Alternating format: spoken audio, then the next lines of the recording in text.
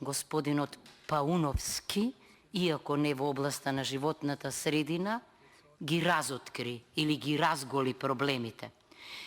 Едукативни центри или образовни центри постојат во многу држави, особено во оваа област, а во некои, како например во Франција, постои високата управна школа, па без оглед на дипломата што ја имате, морате да поминете тамо за да влезете во администрацијата. Мислевме дека ваков еден центар ќе биде и своевиден филтер, бидејќи мене ми е јасно дека волшебник да сте, па не можете од луѓе, погрешни луѓе на право место, такви какви што се примија, ако се сеќавате, по повод феноменот Пауновски, да ги доедуцирате.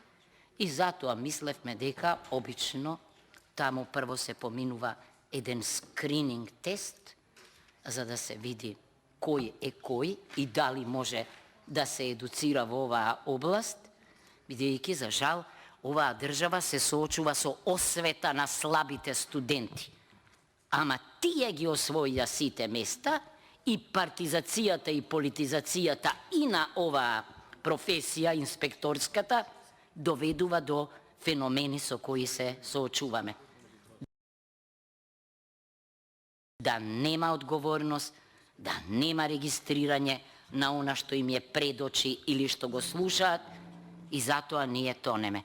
Значи, верувам дека сте штедливи, меѓутоа мислевме дека токму во оваа сфера треба високо образовани луѓе, а всушност и директивата и регулативата зборуваат за постојан тренинг, едукација, доедукација, и кога е во прашање заштитата на животната средина како локална надлежност пак, во еден од најважните документи, Европската повелба за локална самоуправа, изрично пишува дека имаат право на доедукација и на тренинг. Затоа го внесовме овој предлог, но така како што ќе одлучи мнозинството.